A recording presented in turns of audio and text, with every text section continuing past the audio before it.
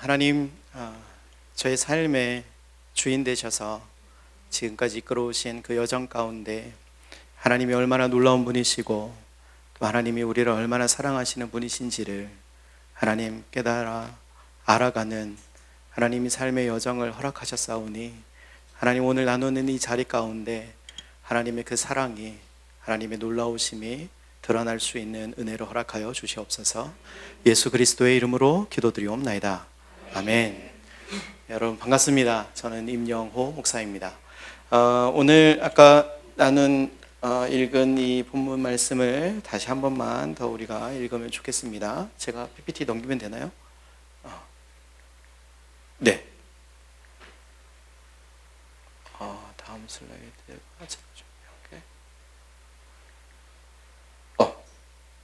보여주면 안 되는데 다 같이 읽겠습니다. 아버지여, 아버지께서 내 안에, 내가 아버지 안에 있는 것 같이 그들도 다 하나가 되어 우리 안에 있게 하사 세상으로 아버지께서 나를 보내신 것을 믿게 하옵소서. 아멘. 네, 여기에 하나가 되어가 있잖아요.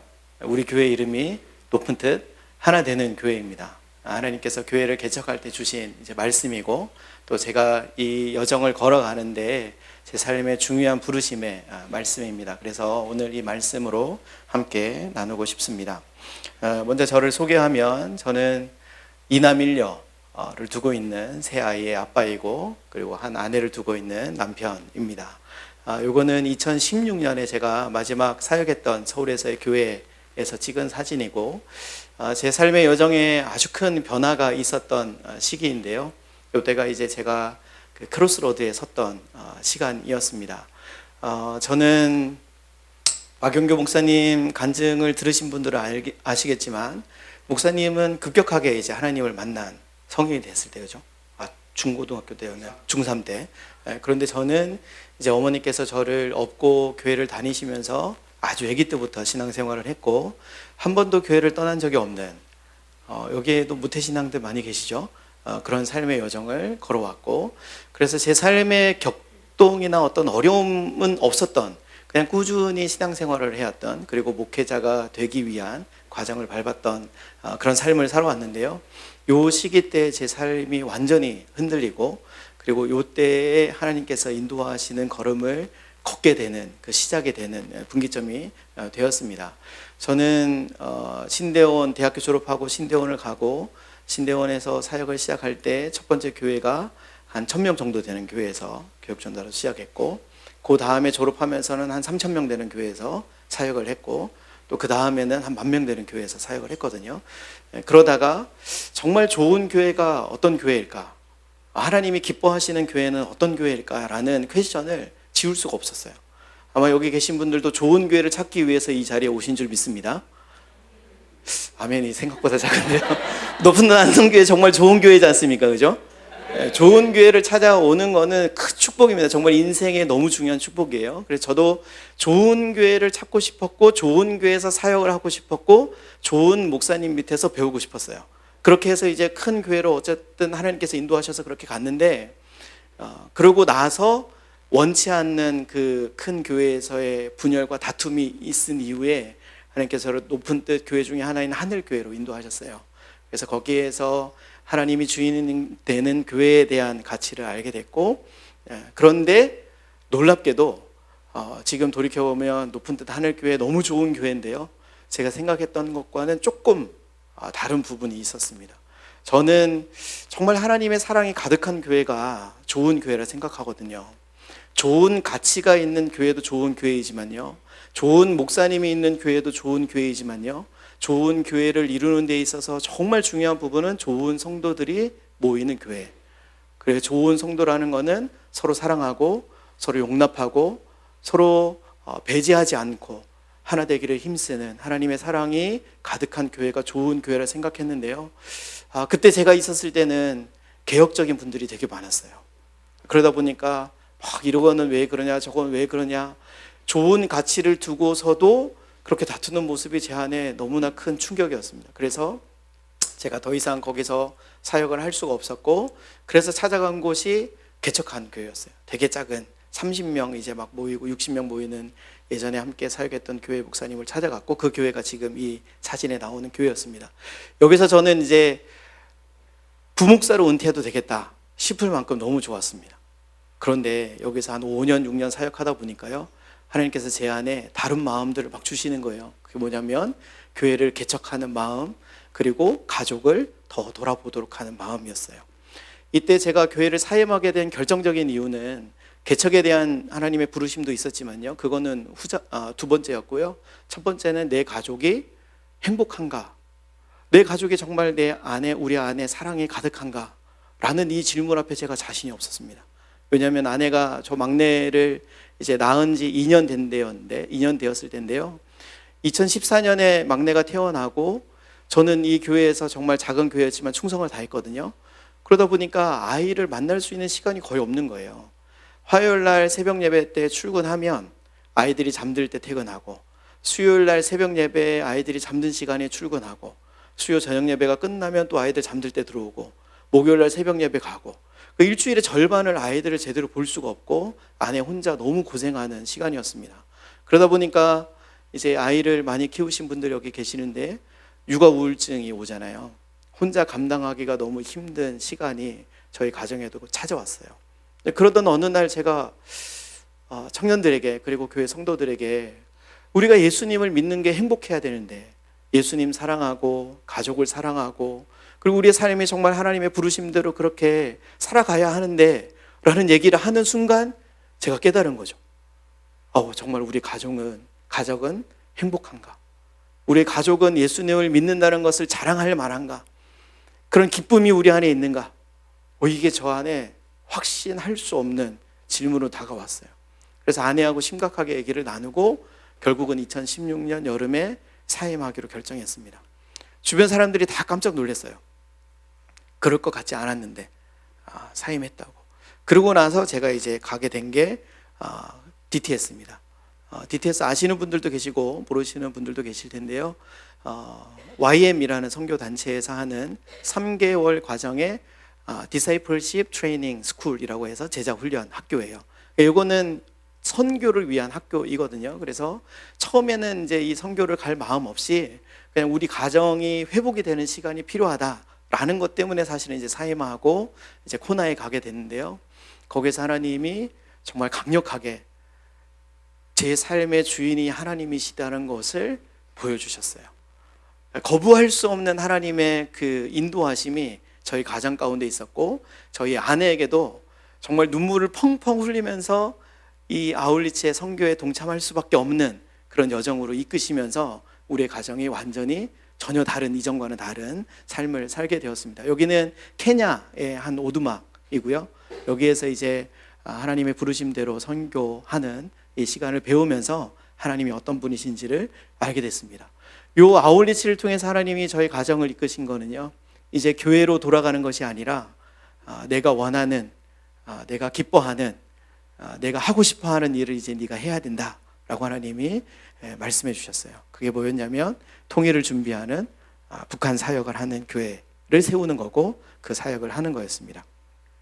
그래서 2018년에 높은 하나 되는 교회를 저기 가덕도 들어가기 바로 맞은편에 있는 부산 신항이라는 곳에 이제 매립 지역이거든요. 거기 아파트 단지가 이렇게 쫙 이렇게 있는데, 부영 아파트 단지가 있는데요, 거기 상가에다가 교회를 개척했습니다. 요 교회 개척할 때 30평이었거든요. 여기 이제 안성교회보다 조금 작은 절반 정도 사이즈 되는 그런 교회였는데요, 돈이 하나도 없었어요. 2018년 3월이니까 벌써 교회 사임한 지 1년이 넘은 시간이었잖아요. 제가 가진 돈도 없고 그리고 아는 사람도 없고, 하나님이 여기 가라고 말씀하셔서 아브라함처럼 그냥 믿음으로 갔습니다. 그리고 교회를 개척하게 됐어요. 이때 개척할 때 정말 뭐 의자 살 돈도 없고 아무것도 없었거든요. 근데 이때는 정말 우리 하나님께 제가 완전히 미쳐 있었어 가지고요, 집에 생활비도 없는데 그냥 하나님 하라고 그래가지고 개척도 하고 뭐 하고 이렇게 다 할 수 있었던 시간이었습니다. 정말 예수님께 미친다는 게 뭔지를 이제 배우는 시간이었고요. 그래서 교회가 이제 이번 3월이 되면 8주년이 됩니다. 저는 지금 이제 안식오를 보내고 있는데 이 지난 7년 반의 여정을 이렇게 잘 마치고 교회가 3개월의 시간을 줘서요 안식월을 보내고 있습니다. 이 소식을 듣자마자 우리 목사님이 오시면 어떻겠냐 그래서 오늘 4시간 차를 타고 왔습니다. 너무 기쁜 마음으로 왔어요. 그리고 교회를 개척할 때 하나님이 정말입니다. 제가 기쁜 마음으로 왔습니다. 하나님이 이제 북한 사역으로 저에게 이제 도전하고 저를 이끄신 방법 중에 하나가 요 닭장을 하는 거였어요. 자연농법이라고 혹시 들어보셨습니까? 하나님이 창조하신 자연의 질서가 있지 않습니까? 그 자연의 질서대로 농사를 지으면 부자가 될까요? 가난해질까요? 가난해집니다. 가난해져요. 그런데 이 방법은 하나님의 창조의 질서대로 하는 농사법이에요. 그래서 닭을 한 150마리, 200마리 정도 키우려면 30평의 땅이 필요합니다. 근데 지금 만약에 여러분들 드시는 4번이 찍혀 있는 계란은 요 300평이면 한 3만 마리를 키울 수가 있어요. 몇 배가 차이가 나겠습니까? 엄청 차이가 나죠? 그러니까 당연히 계란도 비쌀 수밖에 없어요. 제가 요거를 2018년에 이제 배워가지고 자연농법이라는 걸 배워가지고 계란을 선교 목적으로 팔았는데 그때 한 판에 얼마나 받았냐면 택배비 포함해서 3만 원 받았습니다. 엄청나죠? 근데 요즘에는 요 계란을 먹을 수 있는 데가 전국에 별로 없어요. 한 판에 거의 4만 5천 원, 5만 원 가까이 하는데도 줄을 서야 된다 그러더라고요. 예약을 해야 한다 하더라고요. 요거는 어떤 방법이냐면 미생물을 활용해 가지고요 닭 사료를 직접 만듭니다. 그래서 청미랑 깻무이랑 이런저런 것들을 다 섞어 가지고요 사료를 만들어요. 사료를 만드는데 엄청 고생하겠죠. 그리고 닭들이 생활하는 그 땅도 미생물을 처리해 가지고요 여기 안에 들어가면 닭똥 냄새가 안 납니다. 돼지도 냄새가 안 나요. 그냥 가축 냄새밖에 안 납니다. 똥 냄새가 전혀 안 나는. 왜 우리도 된장이나 뭐 청국장이나 이런 거 좋은 거 먹으면 이렇게 방귀를 껴도 괜찮죠 이런 얘기 해도 냄새가 역하지 않잖아요, 그죠? 그런데 그렇지 않은 음식을 먹으면 냄새가 역하잖아요. 동물도 마찬가지입니다. 그래서 좋은 사료를 먹고 큰 이 닭들이 낳는 계란이 너무 좋아요. 근데 이거를 이제 돈벌이를 위해서 한 건 아니고요. 이걸 한 이유는 이게 북한에 통일됐을 때 너무나 중요한 선교의 수단이 된다라는 것 때문이었어요. 그리고 두 번째는 탈북민들이 북향민이라고 저희가 부르는데 한 달을 생활할 수 있는 한 300만 원을 벌 수 있는 모델 농장을 하고 싶어서 이걸 해본 겁니다. 그래서 제가 3년을 했는데요. 하다 보니까 300만 원을 벌 수 있겠더라고요.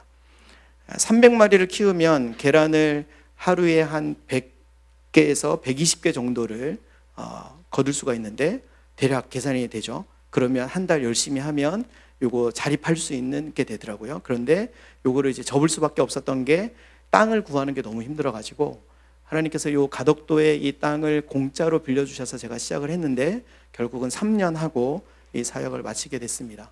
그래서 지금은 우리 아이들이 이제 이만큼 컸고 벌써 한 10여 년의 시간이 이제 지났습니다. 저희가 아울리치를 여름마다 가는데 치앙마이에 온 가족이 가는 선교를 함께 하고 있습니다. 그래서 이 지난 여름에 함께 했던 성도가 아이들 포함해서 한 40명이 갔습니다. 그러니까 1년마다 한 번씩 계속 여름에는 이렇게 단기 선교를 갑니다. 그래서 하나님이 어떤 분이신지를 소개하고 예수 그리스도의 이름으로 기도하고 복음을 전하고 회복되고 치유되고 예수님 영접하는 일들이 태국 현지에서 계속 일어나고 있습니다. 그리고 제가 이제 하게 된 이 사역은 브릿지 미니스트리라는 단체를 제가 만들었는데요. 요게 닭장 자연농법 하는 사역의 그 다음 시즌도 하나님께서 인도하신 거고 그게 탈북민들을 직접 만나는 이제 사역을 시작하게 된 겁니다. 여기까지 오기 위해서 소론이 참 길었습니다. 그래서 우리는 일주일에 한 번씩 북향민들을 만나러 갑니다.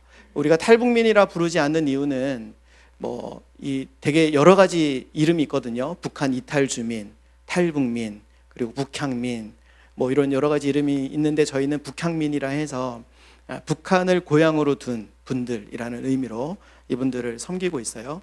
이제 이번 올해 5월이 되면 만 5년이 됩니다.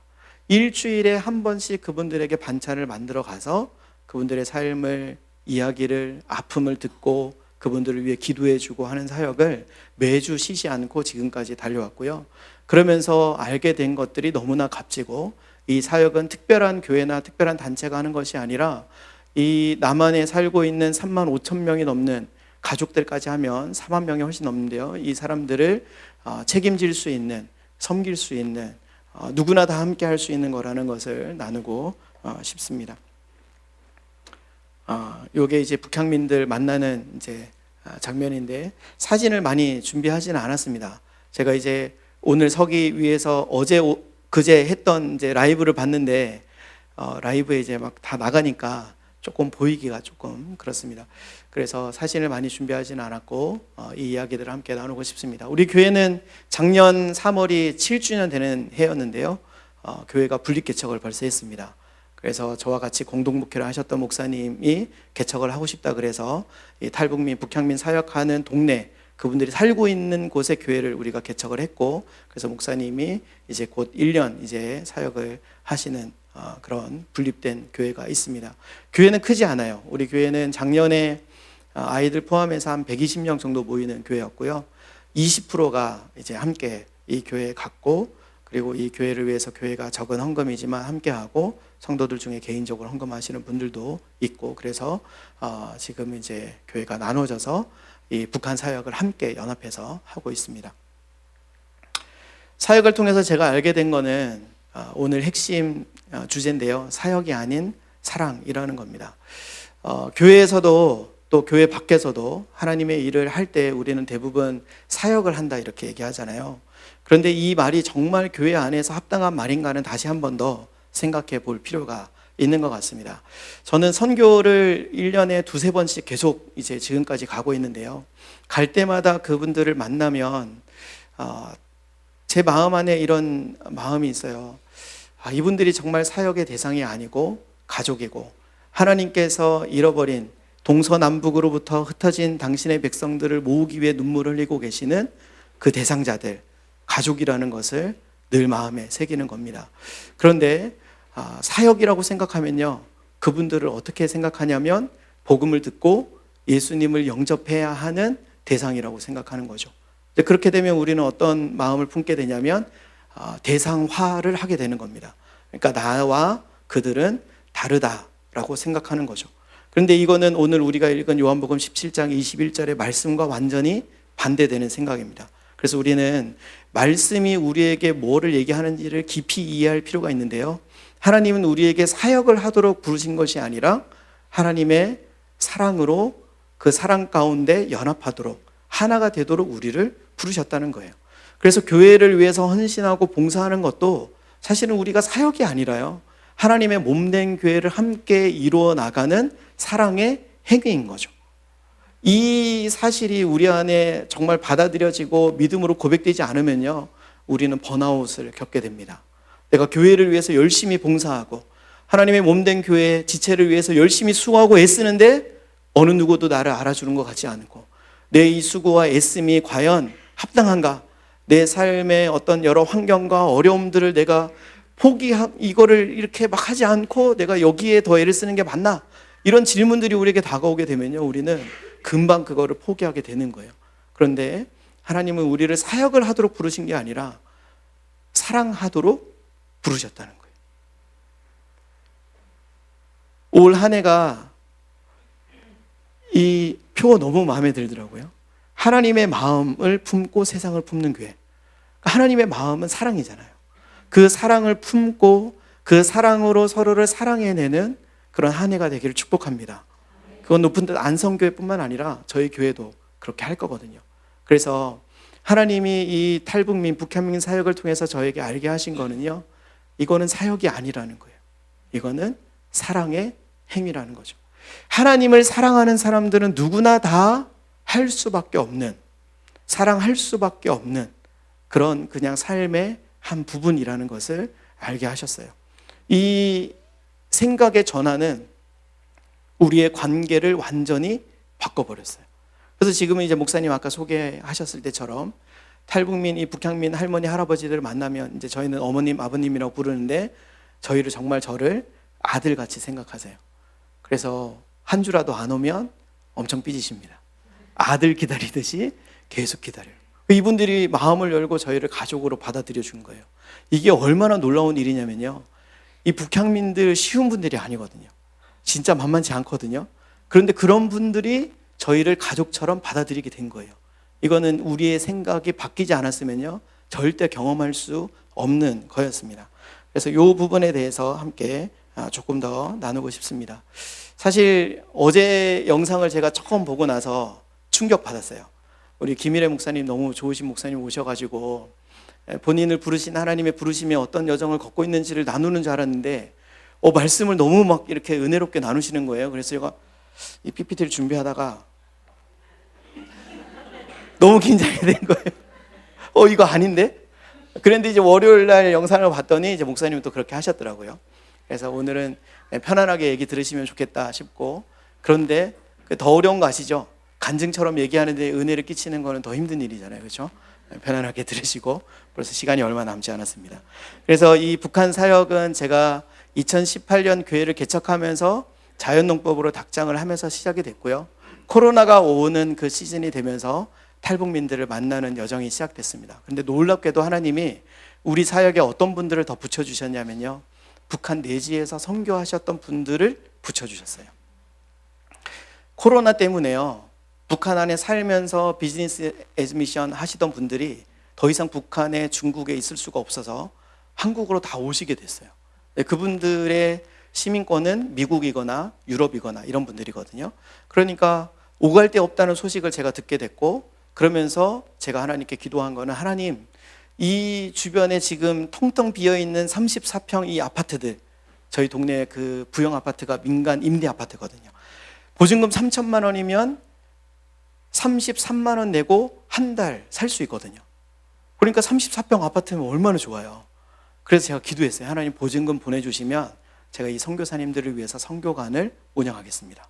그런데 정말 놀랍게도 하나님이 여기저기서 보증금을 보내주셔가지고요, 내지 선교사님들이 10몇 명이 오셨어요. 그래서 그분들과 함께 시작된 게 바로 이 반찬 사역입니다. 그분들을 통해서 북한 사람들이 어떤지를 저희가 배우게 됐고 이해하게 됐고, 그러면서 이분들에게 조심스럽게 다가가게 되면서 이 북한 사역이 2021년에 시작이 됐습니다. 그러면서 이 비전의 가치를 이렇게 저희는 정했습니다. 코어 밸류라고 정한 거는 첫 번째가 사랑입니다. 세상의 사랑이 아니라요, 하나님의 사랑이에요. 성경은 우리에게 사랑은 거짓이 없다고 말씀하잖아요. 근데 이 세상에 사랑은 거짓이 있을까요, 없을까요? 사랑의 배신을 안 당해 보셨나요? 우리의 사랑은, 인간적인 사랑은 영원할 수가 없잖아요. 그렇죠? 그런데 우리의 사역의 기초를 거기에 둔다면 우리는 언젠가는 지칠 거고 이 사역을 지속할 수 없다는 것을 우리가 깨닫게 되었어요. 그래서 우리의 가치는 하나님의 사랑, 그 위에 기반을 두고 우리가 이 사역을 해야겠다, 이것을 우리가 감당해야겠다라고 결정했습니다. 그리고 나서 이제 북향민들을 만나기 시작했는데요, 이분들을 만날 때 제일 큰 어려움은 이분들이 자존심이 너무 강하다는 거였어요. 여러분, 그 금강산과 북한, 우리나라가 이제 그 사업을 처음 열었던 때가 있잖아요. 그래서 금강산 관광도 할 수 있었고, 그리고 사업도 할 수 있는 공장 단지도 만들고 했었잖아요. 그때 이 사역에 물꼬를 튼 사람이 정주영 회장이잖아요. 고 정주영 회장. 그분에게 어떤 분이 인터뷰를 했어요. 어떻게 당신은 저 북한의 마음을 열 수 있었습니까? 라고 했을 때 제가 잊혀지지 않는 그분의 멘트는요, 그분들을 존중하는 거였어요. 그러니까 정확한 워딩은 아닌데 한마디가 그분들을 존중하는 거였어요. 근데 이 북향민들을 실제로 만나보니까요, 그 말이 어떤 의미인지를 알겠더라고요. 우리가 선물을 준비하거나 반찬을 준비해서 갈 때요, 이분들을 존중하는 마음으로 정성껏 가져가지 않으면요, 엄청 화를 내는 거예요. 기분 나빠해요. 아주 표정 자체가 냉랭해집니다. 그리고 처음에 우리를 인정하기 전에는 이렇게 몇 번 하다가 말겠지, 그러면서 이분들 안에 어떤 생각이 있었냐면, 여기 와서 우리를 돕고 사진을 찍고 가서 자기들 유명해지는 데 사용하려고 한다, 우리를 이용한다라는 생각을 갖고 있었어요. 그러니까 이전에 10몇 년 동안 여기에 정착해서 살면서 이런 일들을 너무 많이 겪은 거예요. 연말 되면 불우이웃 돕기의 일환으로 라면 박스, 막 쌀 같은 거 갖고 와서 쌓아놓고 이분들하고 사진 찍고 그러고 돌아가요. 그러고 나면 처음에는 너무 고맙고 감사했는데 그러고 나면 깜깜무소시. 그럼 또 연말 되면 또 다른 사람이 또 찾아와요. 그러니까 이분들 안에 어떤 마음이 있었냐면, 우리를 이용하는구나. 우리를 이용해서 저렇게 자기들 선전하고, 그리고 자기들 필요한 돈 어디서 타내고, 정부로부터 재정받고, 이런 마음들이 너무 강하게 있었던 거예요. 그러니까 자기를 존중한다는 마음이 없으니까요, 우리가 똑같은 사람일 거라고 생각하고 우리를 처음에 그렇게 대했어요. 그래서 우리가 배운 거는, 이분들을 존중하는 법을 우리가 배워야겠다. 그리고 우리 안에 그 겸손한 마음을 가져야겠다. 빌립보서의 말씀처럼 우리가 품어야 하는 마음은 예수 그리스도의 마음이고, 우리보다도 더 낮은 곳으로 찾아오신 예수 그리스도의 그 마음으로 이걸 하지 않으면 이분들이 우리에게 마음의 문을 열지 않을 거라는 것을 우리가 알게 되었어요. 그래서 우리는 이분들에게 그냥 저희 어머니처럼 대합니다. 저희 아버님처럼 대하고, 저희 아버지 돌아가셨는데 그렇게 대하고, 이분들을 사랑하고 이분들을 위해서 정말 진심으로 기도해드리고 이러면서 이분들이 너무 좋아하시는 거예요. 그래서 이 겸손을 배웠고요. 그리고 이 하나됨이 되게 중요한 가치였는데요. 한국 교회 안에, 그리고 기독교 안에 탈북민들, 북향민들 하는 사역단체가 엄청 많아요. 그런데 안타깝게도 연합해서 하는 팀들이 거의 없어요. 쪼개지고 계속 나눠져요. 마치 남과 북이 나눠진 것처럼. 그리고 그 북향민들 안에서도요, 하나됨이 없거든요. 서로 막 싸우고 시기하고 질투하고 막 그런 일들이 많아요. 처음에는 이게 왜 그런지 몰랐거든요. 그런데 이제 조금 있다가 제가 나누는 얘기 가운데 그 답을 저희가 알게 됐습니다. 그래서 이 하나됨이 너무나 중요한 우리의 가치가 되었습니다. 다 연결되어 있죠. 다 설명하기에는 너무 어렵습니다. 그러나 마지막으로 이 가족됨을 통해서 이 모든 것들을 다 감싸게 되는 어떤 가치를 우리가 배우게 되었습니다. 그래서 북향민을 더 사랑하는 방법이 무엇일까? 우리 안에 대단한 어떤 열정이 있고 최선을 다하는 수고와 애씀이 있지만 이분들을 사랑하기에는 또 다른 게 필요했는데요. 그게 뭐냐면 바로 이분들을 더 깊이 아는 거였어요. YM의 캐치프레이즈이기도 한데요. 혹시 여기 YM 관련되신 분이 계신가요? 우리 목사님 말고? 없으신가요? 네. 선교단체, 이 YM이라는 선교단체가 너무 이거를 잘 지었는데요. 첫 번째가 하나님을 아는 거예요. 하나님을 아는 것. 하나님을 알게 되면 하나님을 알리게 되는 거죠. 근데 여기에 저는 한 가지를 덧붙이고 싶은데, 하나님을 알게 되면 우리는 하나님을 사랑할 수밖에 없거든요. 우리가 하나님을 사랑하는 것은 하나님을 아는 거에서부터 시작이 되는 거예요. 호세아 선지자가 얘기한 게 그거잖아요. 하나님을 아는 지식이 없어서 내 백성이 망하는 거예요. 하나님을 떠나는 겁니다. 그래서 하나님을 아는 것이 하나님을 사랑하는 거라면 결국은 북향민을 아는 것은 북향민을 더 사랑하는 방법이라는 것을 깨닫게 된 거예요. 그런데 놀랍게도 북향민을 알아가는 거는요, 너무 다른 거예요. 너무 어려운 거예요. 그래서 꽤 많은 시간이 필요했고 그 시간을 통해서 저희가 알게 된 것 몇 가지를 제가 나눠주고 싶습니다. 어떤 분들은 혹자는 이런 얘기를 해요. 통일이 되면 북한에 가서 깃발만 꽂으면 이분들 전도하기 엄청 쉽다. 그 이유가 뭔지 아냐? 북한의 핵심 사상은 주체 사상이고, 주체 사상은 기독교 교리에서 나왔고, 삼위일체 하나님처럼 세 부자의 관계, 이것들을 잘 설명하면 그분들 복음을 잘 받아들이지 않겠느냐라는 논리였어요. 저도 이 북향민 사역하기 전에는 그럴 수 있겠다라고 생각했거든요. 그런데 정말 과연 그럴까요? 완전 반대예요. 완전 반대. 더 어렵습니다. 왜 어렵냐면 생각해 보십시오. 이분들은 평생을 북한에 있는 동안에 주체 사상으로 세뇌돼서, 제가 나중에 북한을 가야 되는데 더 안 좋은 말 하나요? 하여튼 그렇게 어릴 때부터 교육을 받아서 살아왔잖아요. 그런데 탈북하고 남한에 와서 살다 보니까요, 자기가 평생 맞다고 생각했던 그 핵심 교리가 거짓이라는 걸 알게 된 거예요. 그 배신감이 얼마나 크겠습니까? 그렇죠? 제가 예전에 청년 사역할 때 청년 중에 한 명이 신 땡땡 이단에 빠졌거든요. 그러다가 완전히 깊이 들어가기 전에 저와 관계가 있어가지고 제가 그 사실을 알고 이 친구를 끄집어냈는데요.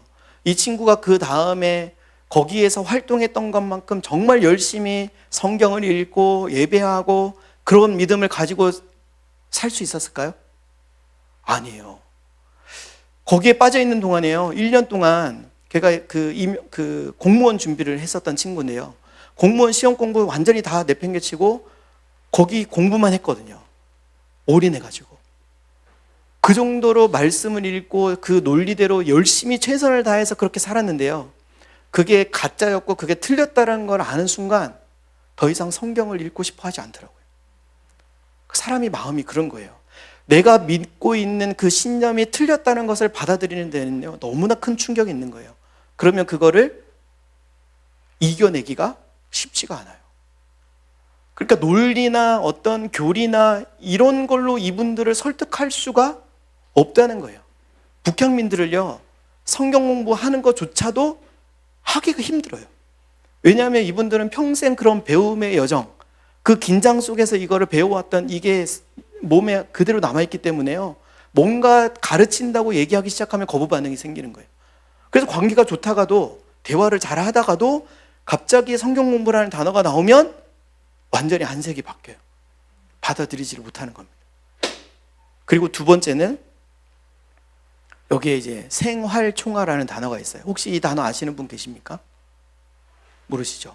이게 뭐냐면 자아 비판이에요. 일주일에 한 번씩이요.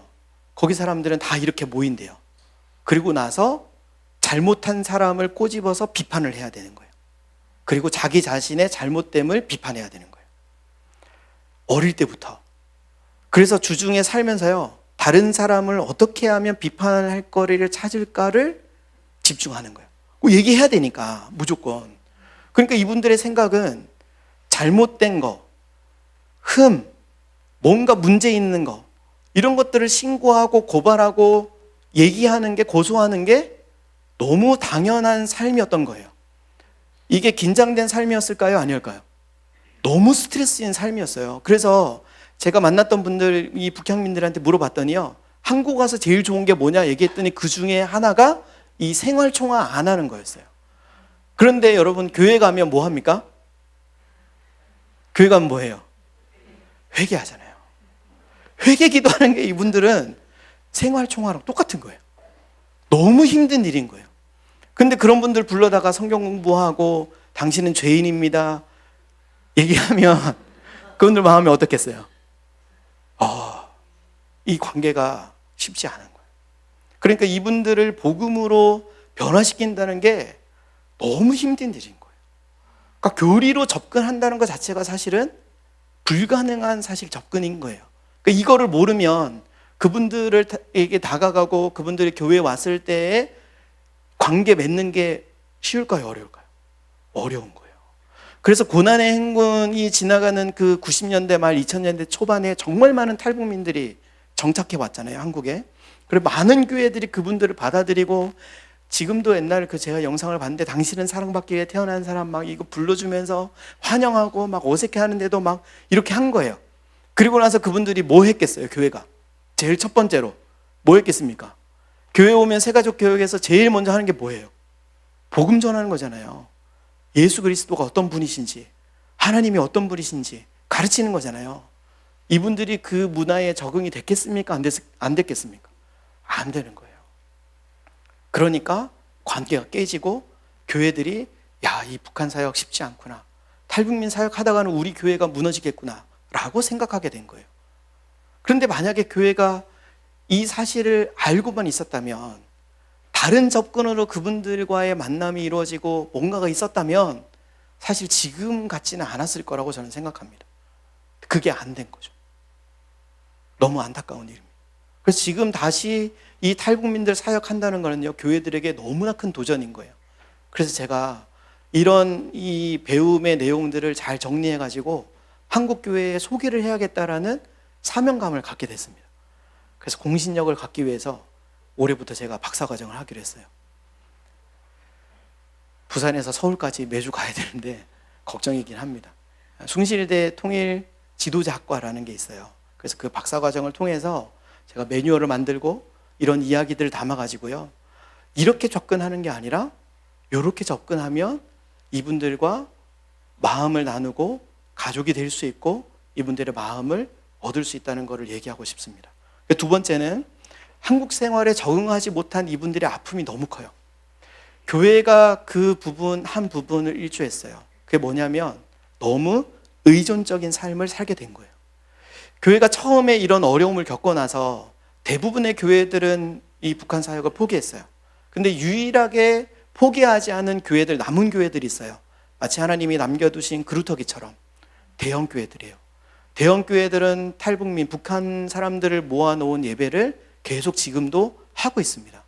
너무나 감사한 일이죠. 다행입니다. 그래도 끈을 놓지 않았기 때문에. 그런데 또 동전의 양면처럼 아쉬운 부분이 있어요.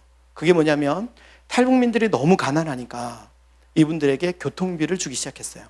그래서 한 달에 4번 다 출석하면 부산의 대형 교회 중에 한 군데는 5만 원을 줘요. 한 번 빠지면 3만 원을 줘요. 저희가 만나는 할머니 한 분은요, 15년 동안 한 번도 안 빠지고 교회 출석했어요. 그런데 작년에 이분이 연세가 90이 되셨는데요, 계단에서 넘어진 거예요. 완전 여기가 막 그 시퍼렇게 퉁퉁 붓고 막 멍들고 교회를 갈 수가 없었겠죠. 한 주 빠졌어요. 그랬더니 교통비를 3만 원을 준 거예요. 이 할머니가 충격받았어요. 내가 15년을 개근했는데, 내가 의지적으로 빠진 것도 아니고 사고로 인해서 갈 수 없어서 한 주를 빠졌는데 그 2만 원이 아까워서 나에게 3만 원을 줘? 15년 신실했던 그분이요, 그 다음부터 교회를 안 갔어요.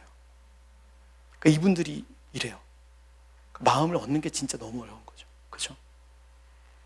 그래서 교회에게 너무 의존적이게 됐고, 교회는 자신들이 용돈 받을 수 있는 곳이라는 생각을 너무 강하게 갖게 된 거예요.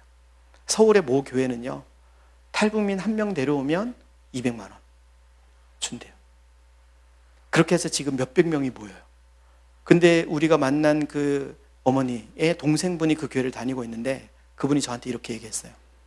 더 이상 데리고 올 탈북민도 없는데 자꾸 데려오라고, 그러면 돈 준다고, 이렇게 얘기하는 게 스트레스라는 거예요.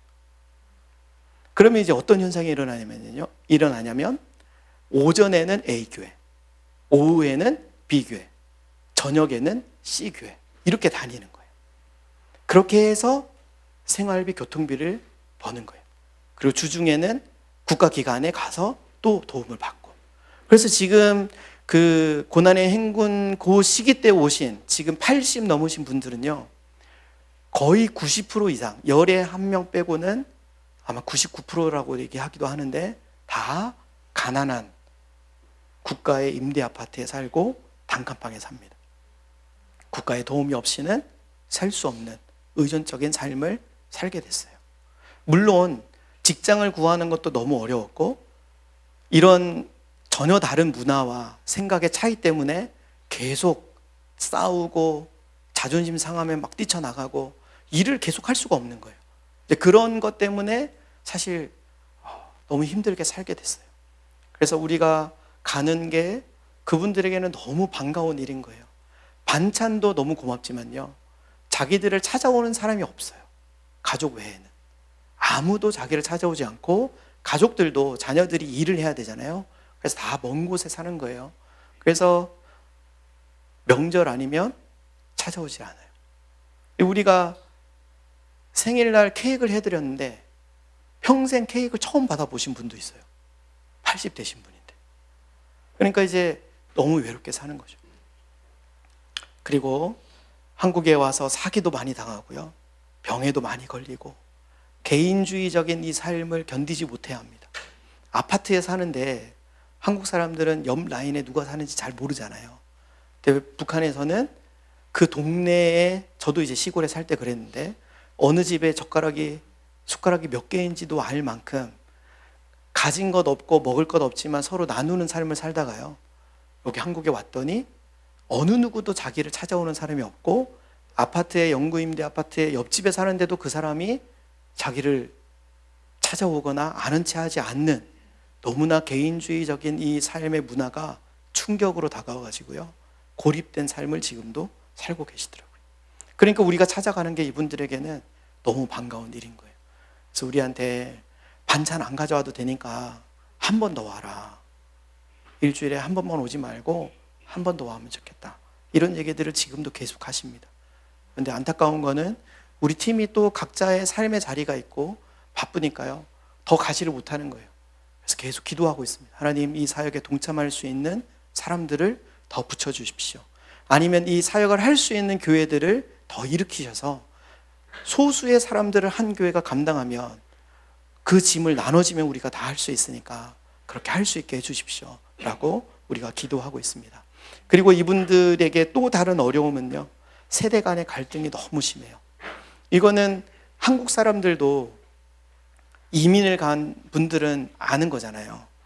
그러니까 미국 이민자들, 또 다른 나라들도 마찬가지지만 부모 세대와 자녀 세대 간의 갈등이 너무 심한 거죠. 그러니까 미국 문화에서 자란 아이들은 학교나 사회생활이 미국 문화에 너무 익숙해져 있는데 집에만 오면 한국에서의 그 오래된 전통 아래서 살아야 되는 거예요. 탈북민들도 마찬가지입니다. 그분들의 삶의 방식은요, 여전히 북한이에요. 자유가 있고 생활총화 안 해도 되고 여러 가지 쉬운 어떤 좋은 환경이지만 삶의 방식은 여전히 옛날 그대로인 거예요. 그러니까 한국에서 어릴 때 넘어왔거나 한국에서 태어난 그 탈북민 가정의 아이들은요, 부모한테 너무나 큰 상처를 받고, 그래서 그렇게 자란 사람들이요, 이혼도 많이 하게 되고 너무나 큰 고통 가운데 살아가는 사람들이 많아요. 사춘기 아이들이요, 삐뚤어지고 적응을 못해요. 그런 어려움이 너무 깊이 뿌리 박혀 있는 거예요. 그래서 이 사역을 하면서 알게 된 거는 총체적 선교가 필요하다는 거였어요. 그러니까 우리는 그분들에게 가족이 되고 그분들을 챙기고 영적으로 무언가를 하는 일을 하지만 이분들의 삶은요, 너무나 많은 영역에서 도움이 필요한 거예요. 그래서 각자의 영역들 가운데 할 수 있는 일들을 더 많이 연합해서 하면 좋겠다, 그렇게 해야만 한다는 것을 알게 된 거죠. 그래서 우리 안에 다음 세대를 위한 팀들도 있고요, 그리고 이분들이 교회를 못 가는 분들이 있기 때문에 일주일에 한 번 가서 예배를 드리는 팀들도 있고요, 그리고 이분들의 아픔 때문에 병원비를 지원해 주는 일들도 하게 되고요, 다양한 이제 사역을 우리가 하게 됐습니다. 그러기 위해서는 우리 한국 교회가 연합해서 이 일을 해야만 하는 것이죠. 그래서 이 여정을 통해서, 이 알게 된 걸 통해서 우리가 이렇게 세 가지를 기대하게 됐어요. 정리를 하면 첫 번째는 하나됨을 이루는 거예요. 하나님의 사랑으로 우리가 겸손하게 그분들을 찾아가서 그분들과 하나 되는 것, 가족됨을 이루는 거죠. 오늘 이 요한복음에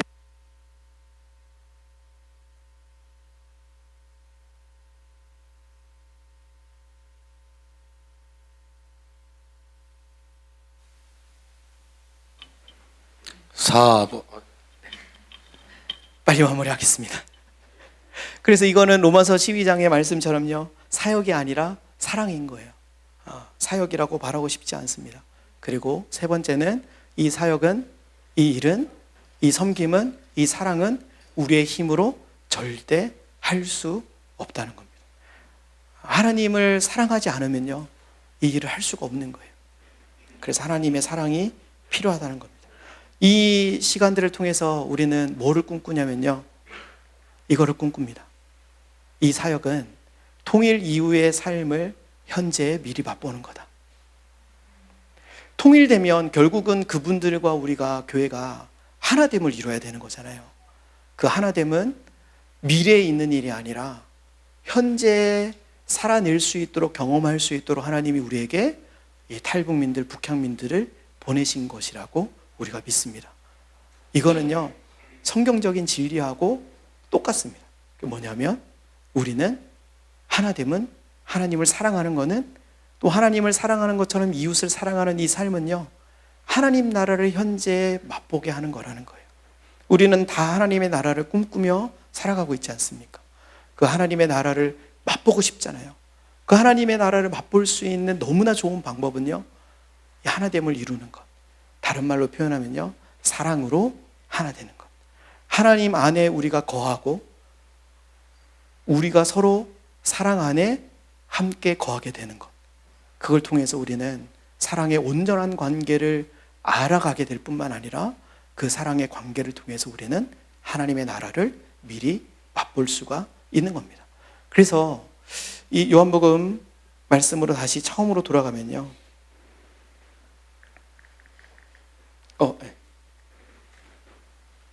거기서 해주시면 됩니다. 아버지요, 다시 한 번 더 같이 읽고 마치겠습니다. 아버지요, 아버지께서 내 안에, 내가 아버지 안에 있는 것 같이 그들도 다 하나가 되어 우리 안에 있게 하사 세상으로 아버지께서 나를 보내신 것을 믿게 하옵소서. 결국은 우리가 사랑하게 될 때 세상은 하나님을 알게 될 겁니다. 우리가 서로 사랑하기를 힘쓸 때요, 우리의 사랑은 더 깊어지게 될 거예요. 그런데 첫 번째 우선순위는요, 하나님을 사랑하는 거예요. 하나님을 깊이 아는 겁니다. 그 하나님의 사랑이 언제 우리가 깨달아지고 그거를 누리게 되냐면요, 우리 가족을 사랑할 때, 우리 공동체를 사랑할 때, 우리의 친척들을 사랑할 때 우리는 하나님을 내가 얼마나 사랑하는지를 그 삶의 자리에서 우리는 보게 되고 경험하게 될 겁니다. 사랑은 섬김을 통해서, 사랑의 수고를 통해서 더 깊어진다는 게 성경이 우리에게, 하나님이 우리에게 말씀하는 진리라고 저는 믿습니다. 여러분, 남편을 더 사랑하시고 남편은 아내를 더 사랑해 보십시오. 더 사랑하는 사람이 더 많이 섬기게 됩니다. 더 많이 섬기면요, 더 사랑하게 돼요. 놀라운 진리입니다. 교회를 정말 사랑하는 사람은요, 어떤 분이겠습니까? 처음 교회를 나온 초신자겠습니까? 아니면 이 교회가 세워지기까지 애쓰고 수고하며 기도한 분이겠습니까? 당연히 후자죠. 평생을 교회를 위해 기도하신 분들, 헌신하신 분들은요, 교회를 너무 사랑해요. 주님을 너무 사랑합니다. 그건 당연한 진리예요. 우리가 우리에게 허락하신 가족들, 이 높은 안성교회를 더 사랑하게 될 때 우리는 하나님의 사랑을 더 깊이 경험하게 되고 하나님이 어떤 분이신지를 알게 되며 하나님의 나라를 더 누리는, 미리 맛보는 삶을 살게 될 줄 믿습니다. 그래서 우리 함께 이 결단의 찬양하면서 우리의 사랑을 우리 하나님께 고백하면 좋겠습니다.